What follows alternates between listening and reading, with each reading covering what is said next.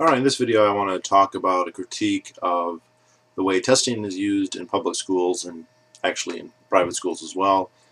This is going to be slightly related to my video on meritocracy, bureaucracy, and the Chinese examination system. However, this is mainly being prompted by a book that I picked up after hearing John Taylor Gatto recommend it.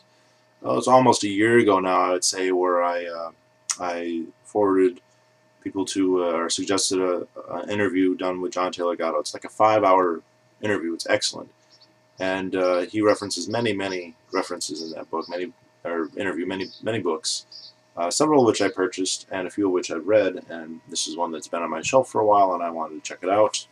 It is called "Measuring Up: What Educational Testing Really Tells Us" by Simon Koretz, and here's what it looks like. It's published, I think, 2010, something like that. Koretz, has been a middle school and elementary educator, including a lot for special ed. But he's also a researcher. He's done all kinds of empirical studies, mostly testing, but not just testing. And he is now, or at least at the time of the publishing of this book, a Harvard professor on education. So, hardly some fringe Alex Jones, person who can write anything and make any claim. This is a guy who is vehemently in support of public schooling. No point of this book is he angling or attempting to critique it in a way to suggest that it should be abolished or seriously ended. He's simply looking at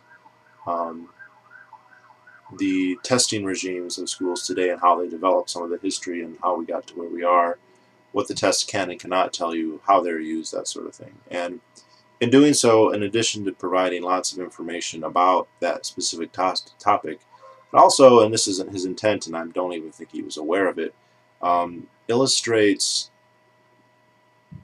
how governments attempt to cope with the economic calculation problem or the insulation they have from the profit and loss system by the development of what are essentially arbitrary metrics of success and failure.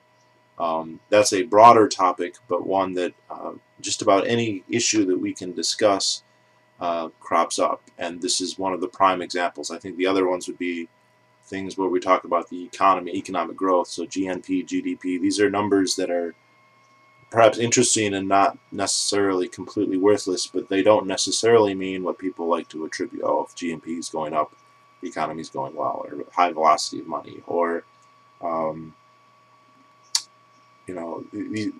these things don't mean what people think that they do. They mean very little intensity. So anyway, I guess I should relay a bit of the history here on testing. Testing's been around a long time, and as long as we've had government schools in the United States, which isn't forever, but people have to realize that education was predominantly, if not overwhelmingly, privately controlled. And then when government started to get in, it was initially and for a very long time overwhelmingly local and municipal. And this is still vestigially true in a few places. One-room schoolhouses still do exist. There was one in the directly adjacent to the school district that I attended that's still there. And there was another one that existed for about half of my time and then closed.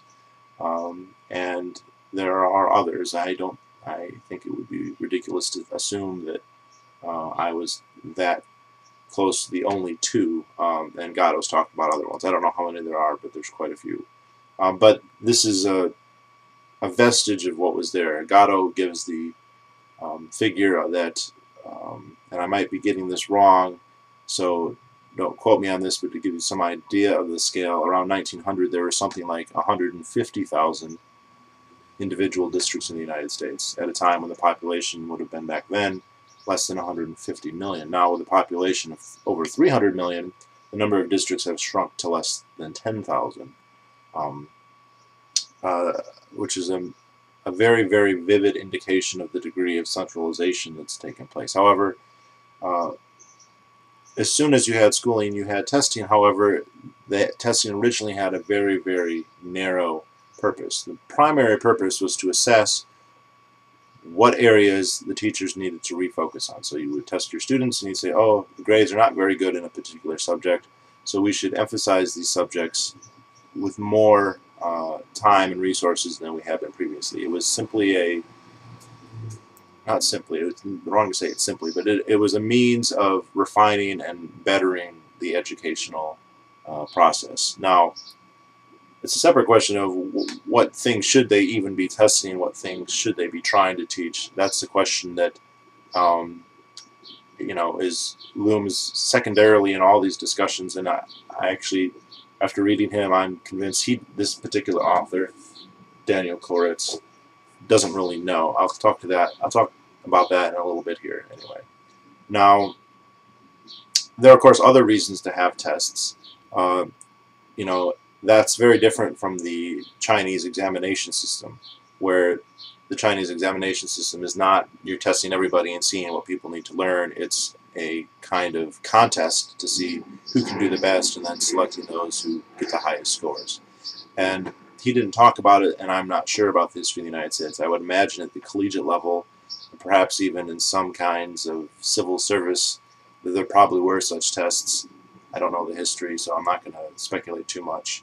But in terms of public schooling or regular education, testing was used primarily, if not exclusively, as a means to judge how effective educators were at imparting specific information to their students. Now, this began to change, and he makes the connection, but he doesn't emphasize it. It began to change with the increasing role of the federal government. Well, first of the states, and then of the federal government. As the states began to centralize their respective areas of education, which is something a movement that started much earlier in a few places, like say Massachusetts, and much later in places like in the South or Appalachia or out west.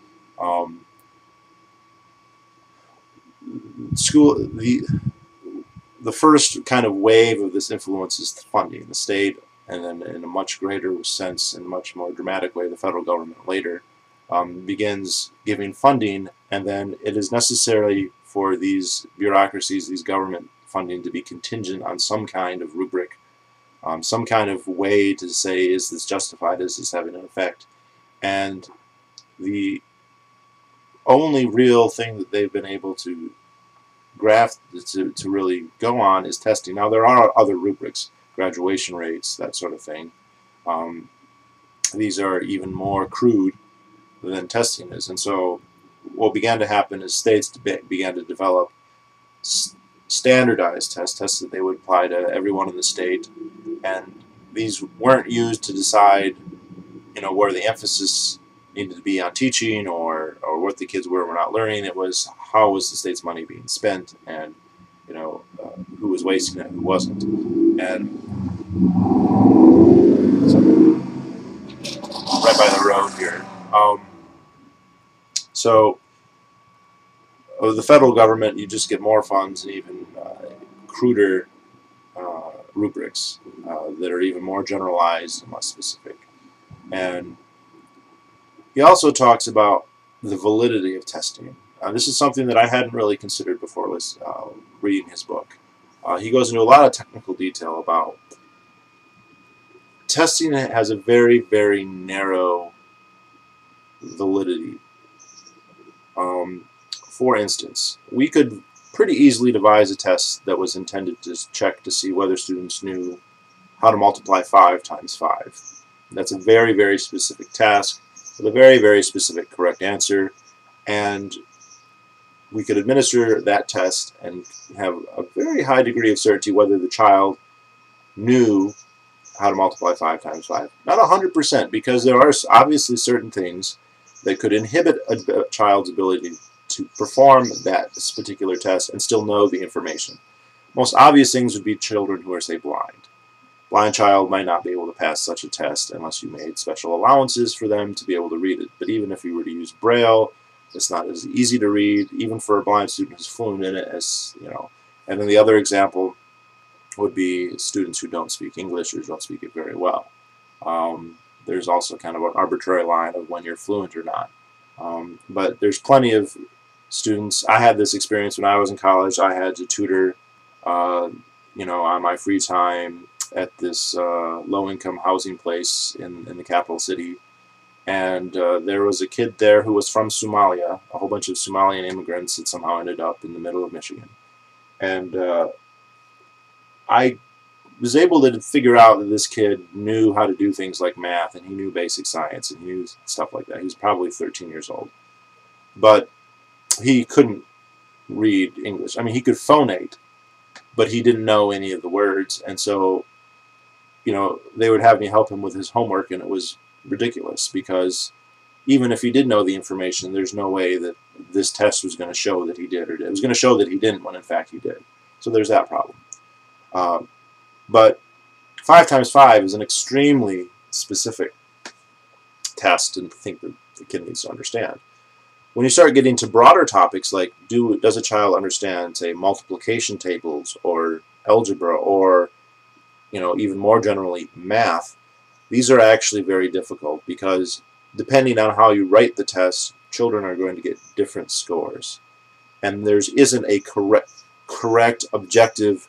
These are the 20 questions you need to ask for someone to know algebra or calculus or anything for that matter, other than, I guess, the most basic multiplication tables.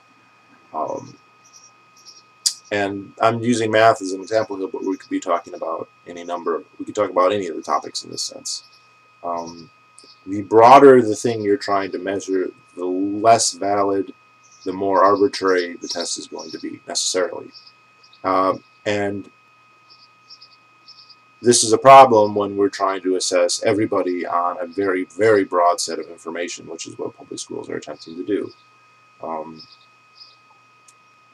And there's other problems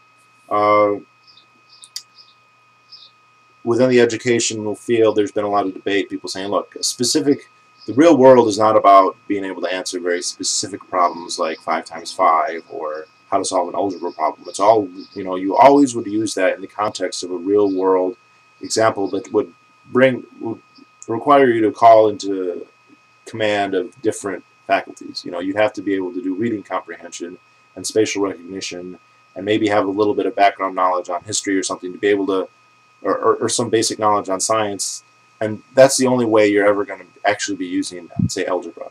You know, you're not going to be walking your life and just an algebra equation is going to pop up and you're going to have to solve it.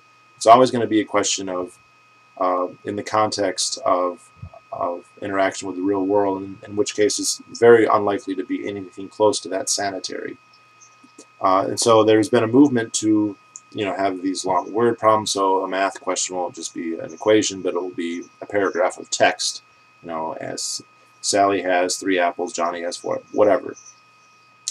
Well, that is a more difficult question, but then the problem arises if a child gets it wrong, it's not clear why they got it wrong. Did they get it wrong because they couldn't understand the math, or is it wrong because they lacked the English skills, or because they lacked some kind of background knowledge? He talked about, even in his Harvard classes, he'll have foreign students who will be thrown off, get questions wrong because of you know, their cultural background.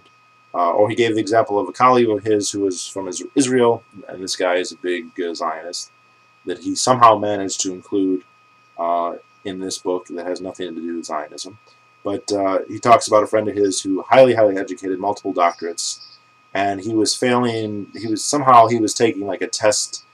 I think this guy was having him take like a practice test that was designed for like middle school kids, and he was getting questions wrong that were very simple, like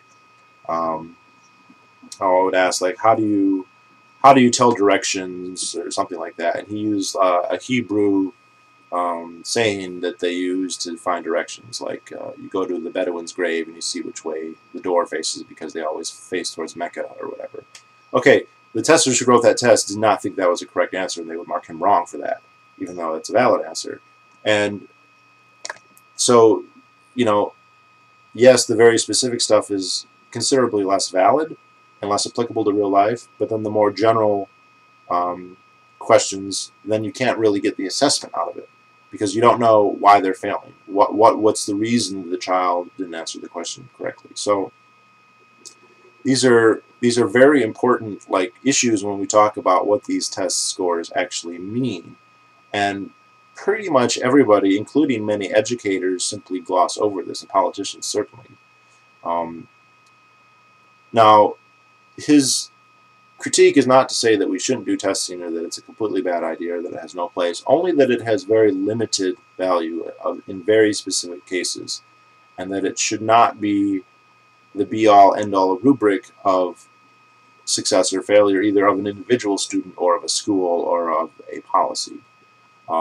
He also talks about teaching to the test, which is, he considers, an enormous problem. He says it's very hard to test for because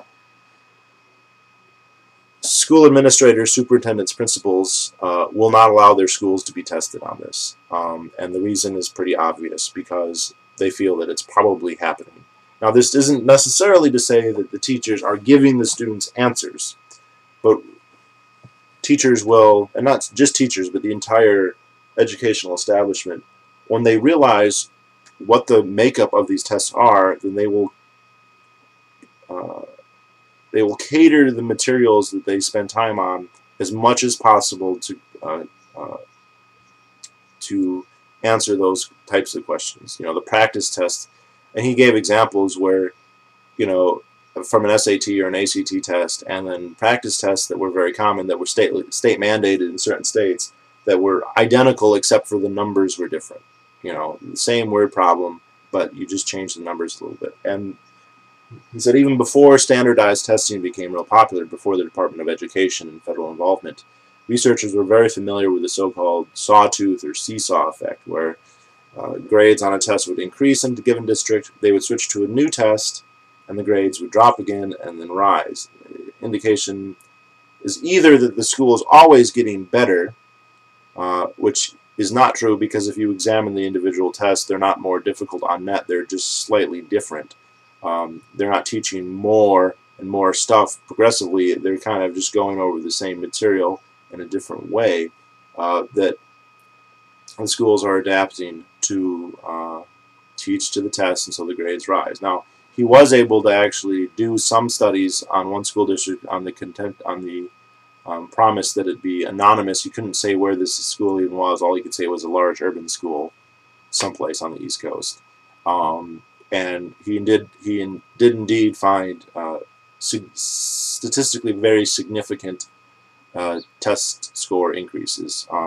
He says this is a huge problem, and that from his point of view, any kind of citation of rising test scores should be pretty much assumed to be worthless.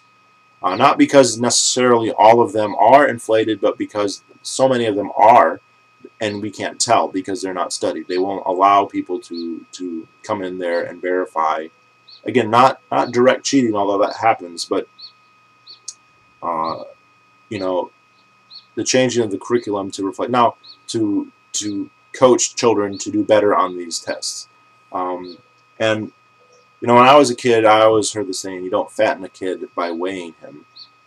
But other people have said, well, look, yes, it's teaching to the test, but the information on the test is worth teaching for. You know, this is good information, so it doesn't really matter if we're teaching to the test, because the children will still get, you know, the education to be able to pass the test is valid education. That assumes that what's being asked on the test is valid. And it also assumes that they're learning the information in a meaningful way, and not just a way that is going to help them get a higher score on a test, which tends to be the thing.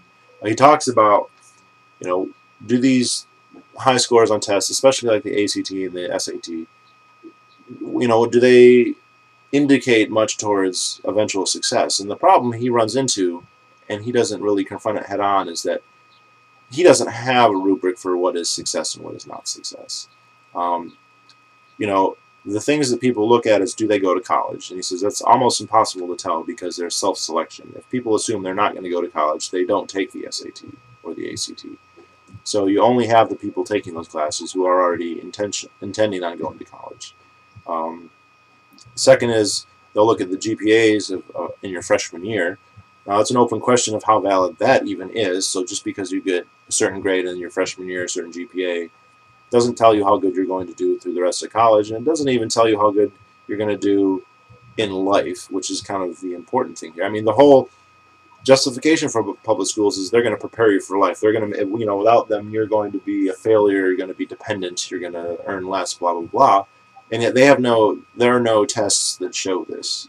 I mean, there's statistical data that you can correlate or not correlate, but it's not proven in any sense. There's no causation that can be demonstrated. Actually, the correlation is pretty shitty, if you ask me, which is interesting. If this is the supposed reason, then you'd think that that would be what they were looking for. But they look at, usually they look at grades in the freshman year. Of course, that doesn't help because every school is different and every program is different. And so, you know, two students could get exactly the same grade on the SAT and have wildly different scores in their freshman year. And it could have everything to do with their course load or their workload or whatever else is helping them in their freshman year than what happened on their test. Another interesting thing that he talked about here is the so-called cohort effect, which is to say that you'll have a class of students who is very intelligent, and every year that they take a test, they do very well. And so, you know, when they're in first grade, they score well above the state average on the first grade test. Same thing happens when they're in second grade. Same thing happens when they're in third grade. Now, the class ahead of them, before them, is average, and so you see this peak in scores as travel through, or a dip in scores. He called it the Leroy effect, where you have basically a class or maybe even just an individual who are, for whatever reason, bad students, bad at taking tests, and you just have a low score. He touches on this briefly, but I think this is very pertinent also. It speaks to the irrelevance of public schooling, that who does well on a test, how well they do, seems to have much more to do with the individual children and their family backgrounds and all the socioeconomic status that goes into their total existence, and much less to do with the staff, the infrastructure, and you know, the educational apparatus around them. And he talks about this. You know, the cliche is to say, well, you know, kids in the suburbs do well because they have better funded schools, and the schools are better, and that's why they do better in college, and they get better scores, and they get better jobs, and all this. And the inner city schools, you know, it's not because the kids are from broken families or on welfare, or they're poor, or they're, you know, anything like that, or they grew up in HUD or in the projects, or, you know, single-parent homes where there's a lot of alcohol and drug abuse and cigarette abuse, and they're on food stamps and blah, blah, blah. That's not the problem. The problem is that those public schools just aren't good enough, and they're not good enough because of funding issues, or they can't get the best teachers or whatever else. Now, the funding issue, I don't think, can really be considered legitimate anymore. It's just so many inner city schools, not all of them by any means, have received gigantic infusions of cash, either from governments or from non-governments in the case of Mark Zuckerberg. And this doesn't seem to have any kind of effect, or at least any kind of effect commensurate with the infusion of new capital. And again, he wasn't writing a book about this topic, but it's right there in the open if you want to see that all of this government involvement is very likely irrelevant. There's no convincing empirical reason to assume that it's not. I mean, there's nothing that's showing that, oh, it's because of the education that we're offering in public schools that children are doing well, that it's a determining factor. You know, the kind of retort I always hear is one of a hypothetical anecdote. It's usually not somebody who has a personal anecdote, because most of the people who argue this don't know that many poor people, although some of them do. But it is usually a hypothetical anecdote of, well, what about the poor kid from the inner city whose parents are losers, but he studies really hard and blah, blah, blah. And, you know, what about him? Well, hypothetically, such people certainly do exist, although their numbers are exceedingly rare. And I would say that in a case of somebody who's so driven and so focused and so capable for whatever reason, either because of their genetics or because of some quirk of their upbringing or some combination of the two, which is probably what always the answer is, some combination of the two, such a person is not fated to succeed, but highly likely to succeed in whatever scenario they are in, you know, assuming they're not being coerced into something, you know, assuming they're not being literally enslaved or forced to go someplace, then they are almost sure to succeed. Unfortunately, public schooling is akin to slavery in the sense that it is coerced. You are forced to go. And unless that's the best use of your time or the optimal use of your time, I'm not going to argue. I don't think anyone could argue that it's the perfect use of your time. So I won't strawman anyone in that sense. That unless that's the case, though, the coercion, the requirement, the mandatory requirement to attend is probably not justifiable. Even just ignoring morality for now on consequentialist grounds, unless you can say, you know what, your time in school is going to be more valuable than anything else you could do or would do. I guess that's a fair thing to say. Like, yeah, you could be smarter if you're going to the library, but we all know that if you weren't in school, you'd be out skateboarding or whatever. Which skateboarding probably wouldn't be that bad, but let's just say the worst thing, just getting drunk and doing drugs all the time. Well, okay, true. Going to school might not be worse than that, but it's certainly not the best alternative. And so to just assume, well, we're going to assume that you're going to do the worst possible thing, and so we're going to force you to do something that is very obviously not the best or not even optimal. It doesn't even compare really to what you could be doing on your own. But yeah, I thought that was interesting. There's a lot of things here that he kind of, this guy's not a libertarian. He's not coming at this from a debate about the validity of public education generally, but there's a lot of meaty stuff there that kind of talks about that indirectly. And another really interesting thing is wedded as this guy is to public education and the institution of public schools, and as mythologically glorious his opinion of the institution is, at least in an ideal, is pretty clear that he really has no non-objective or non-arbitrary idea of what they should even be teaching. This was really clear when he talked about algebra. Apparently, at some point, 30, 40 years ago, it was discovered that a large number of kids who took algebra in high school went on to college. And he immediately points out that, okay, there's a correlation causation issue here. It is very likely that kids who wanted to go to college realized this and took algebra as something they considered to be a necessary step for that end.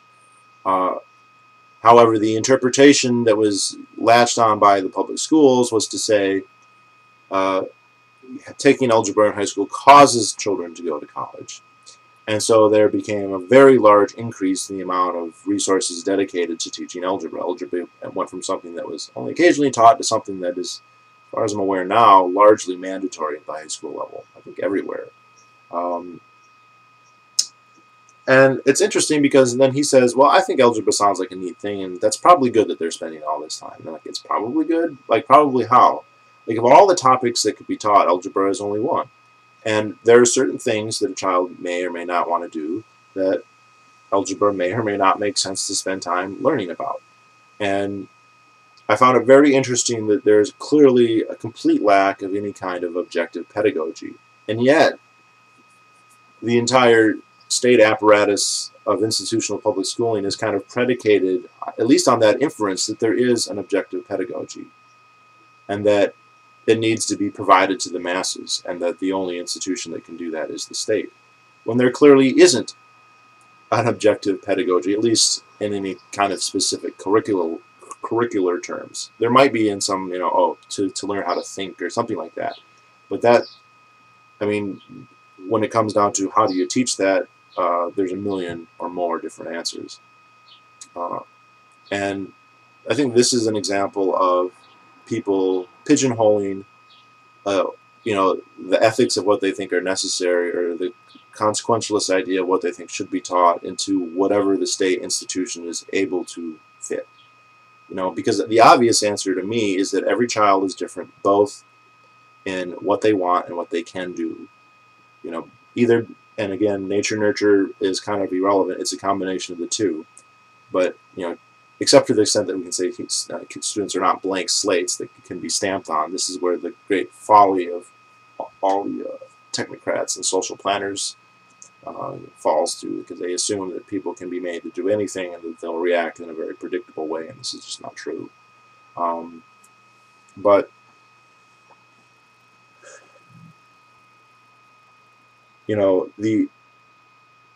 what people can and want to do is different. And for every individual answer, implies a radically different curriculum. You know, if you want to be a carpenter or whatever, or auto mechanic, or an entrepreneur or whatever, it's very different than if you want to be a scientist or if you want to be a mathematician, whatever the fuck a mathematician does. If you want to, you know, I'm not saying that one or the other is better than the other, or you know, anything like that. I'm saying they are both equally valid in terms of ethics, at least as far as I'm concerned. In terms of consequentialism, both, at least for now, are necessary. And I say both, I mean whatever you can name here. So they're equally valid, but then they would have totally different curriculums for them, and the public schools are not equipped to do that at all. And so people kind of just assume that, yeah, that's not going to be how we can do it, because we can't have, you know, we can't make the public school system cater to that kind of diversity. And the other thing that's kind of holding back is there's this very ridiculous egalitarianism that says that there shouldn't be. It's very odd, you know. On the one hand, the praising of diversity; on the other hand, the emphasis on egalitarianism. These, when it comes to practical policy, are mutually irreconcilable in many areas, and this is one of them. Like, on one hand, there's this notion that, oh, everyone gets the same education, and everyone should get the same education, and blah, blah, blah, blah, blah. And not everyone can get the same education. There are developmentally challenged kids, for whatever reason, who can't. There are other kids who are, you know, advanced enough that it's insulting and demeaning and a waste of time. Like, it's a waste of their time. And when I say they, I mean the smart kids, I mean the dumb kids. I mean every kid who is not ideally situated for whatever curriculum the public schools are offering, which is probably literally all of them, or at least some gigantic percentage. Their time is being wasted, or not spent as optimally as it might. And B, the resources of everybody who is subsidizing it are also being wasted. To me, that's literally insane. Now, yeah, it's interesting how people can, you know, oh yeah, we want everyone to be equal, and then they all care about like diversity, and everyone, oh, like, you know, Bobby Sue really likes to paint, and she should do, you know, whatever, English literature, or get a studio art degree or whatever, and then say, but oh, she should take algebra with everybody else, with the kids who, you know, are already doing calculus when they're in 8th grade or whatever. Right.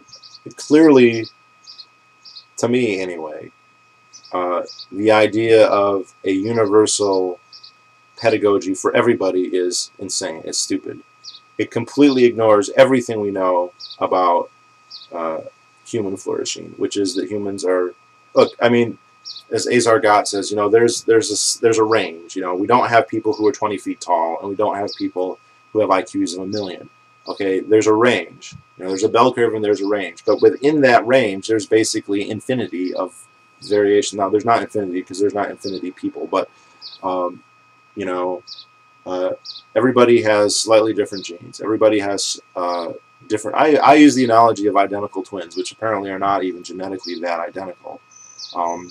Even if they grow up in the same womb, they're facing different directions. They have a different perspective of the universe as soon as they have the perception available to them to have a perception. And so even if they had an identical starting template, which is even that not true, but let's just, for the sake of argument, they're going to have a different perspective on the universe. Now, how much of a difference is that going to make? Debatable. But to assume that it's identical it's just laughably silly. And yet that's what we have in the public schools. And it's interesting how this guy can be so wrapped up in it. And again, this book wasn't meant to be a soliloquy about how great public schools are. But it's in there in his zeitgeist. And yet have no idea like what the curriculum could be. I mean, you could have the most earnest, dedicated public educator go up and say, I think the curriculum should be, you know, X, Y, and Z. And someone else could just as validly say, I think it should be X, Y, and W, or whatever. Or only 1/3 X and 2. and there's nothing to say, that is wrong, that is incorrect, the correct one is this. And yet everything about the public schools is predicated on the assumption that there's basically one or maybe a few, because they do have grading. Now, Common Core and No Child Left Behind is basically, and it's interesting, he talks a lot about No Child Left Behind, but he also talks about how it's on a continuum, how that process has long been incoming. It was just the next step in something that had been happening for many administrations, at least since Carter and probably going back to the 60s. But it's just very fascinating to me that somebody that can be this high on the, professor at Harvard and all this, really doesn't have a justification for why any particular thing should or should not be taught. And I think that is very, very telling.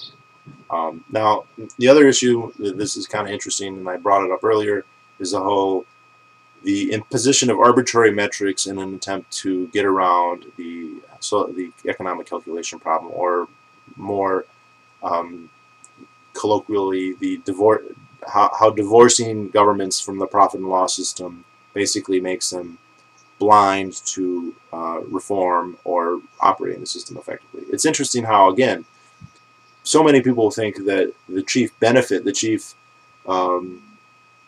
rhetorical